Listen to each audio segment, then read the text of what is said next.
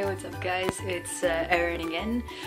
And oh, oops, I forgot to upload videos for a whole bunch again. Sorry, I'm a terrible person, don't hate me. So basically what has happened, I went to the clinic, the place where I'm going to be getting tea in about a year, and they prescribed me kind of like hormone blockers anyways, just it's supposed to stop my menstrual cycle and it's supposed to sort of level out my levels. I reacted really badly to that. Some side effects I was not aware of, both physically and emotionally, kind of took a toll on me, so I've been a little messed up feeling recently, but whatever, it's fine. If you guys need more information on what that was and what I took, and if you're actually interested in finding out more, I'll definitely talk about it. But yeah, that's basically just, you know, my brief update. I believe the topic this week is binding, or it was last week at least. Binding and packing, I'll sort of do them all together because, like I said, I missed a couple of videos. So basically, I'm going to talk about the GC2B binder because I've used a lot of binders and so far this is the best one for me. So I'm going to compare it to the Underworks binder. Before, when I was using the Underworks binder, I would basically use two tri-tops. I would actually wear one size medium and then I would put a large on top of it to sort of, the medium would like do most of the compression, the large would sort of just flatten out any last little bumps. And now I'm using the GC2B binder and I can actually breathe and I'm actually flat and it's pretty great. I remember my last video I had mentioned that I had a GC2 binder that is too small for me. And you guys are in the Canadian region, because I don't know if I can send it to the US. I'll get back to you on that. But anyway, if any of you guys would be able to fit into a size medium GC2B binder, hit me up. I'll send you it's brand new, still has the tags on it. I would highly advise you to go to the GC2B website, check out their size chart, and make sure that you actually would fit into a medium. What else are we talking about now? Now we're talking about packers.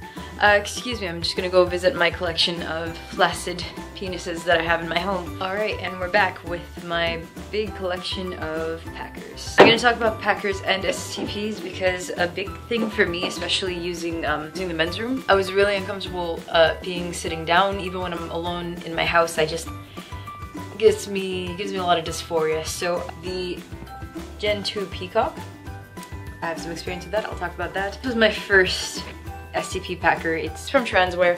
Hang on, my cat's in the way. It's basically a Masho packer with a little nip thing happening here. Anyway, and then if you push this down, basically it flattens. And in concept, it should work well. The thing is, the tubing inside is rather stiff. I mean, it is malleable, but when you have this in your pants and it's like really not bending, it just doesn't do it for me. And then this is just an STP, it's not a packer. This is the Mr. Venus. I actually quite like this. I find it pretty easy to use. The only thing is it's not a packer, so that's the only downside. But I mean, if you're somewhere, you're on the go, get it on the go because you gotta go. You just could sort of like whip it out, do what you need to do, pee standing up. If you walk into the bathroom and anyone gives you a crooked look, you go to the stall and you piss standing up in confidence. So that's what I like about this. And now, my favorite thing.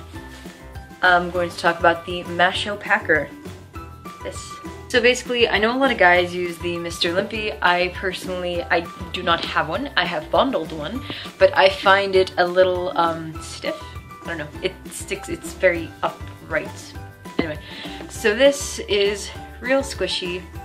I got the Masho packer. It's the firm, but that's just because it's already, I mean, look at this thing. It has a tendency to lean downwards, which I like because I find it easier to pack with, but you know, people who want to pack up, you can't really. I mean, you could, but you're probably gonna break it, and then you have this weird, like, that doesn't look comfortable. In terms of packers, this is the only, you know, non-STP packer that I have experience with, but I would not change it. I don't need to wear a harness when I wear this. I wear boxer briefs, or I sometimes wear briefs, but I don't like briefs. And now I'm going to go a little more into detail about the Gen 2 Peacock because I know a lot of guys have some questions about this. Anyway, one more thing. Packer dust. Get it. You could just get, I believe it's cornstarch. Yeah, cornstarch is the same thing, but just either get cornstarch. I got this from Transwear. It'll keep your packer will be soft and it will last longer and you'll be more comfortable and you will thank me. So yeah, this. In terms of standing to pee with this, I I could. I'm not entirely comfortable, not as comfortable as I am with the Phoenix, but I mean, I could. It's just, if it's off by even a millimeter, this stuff is just you're going to piss yourself. The hands, it's, oh god, no.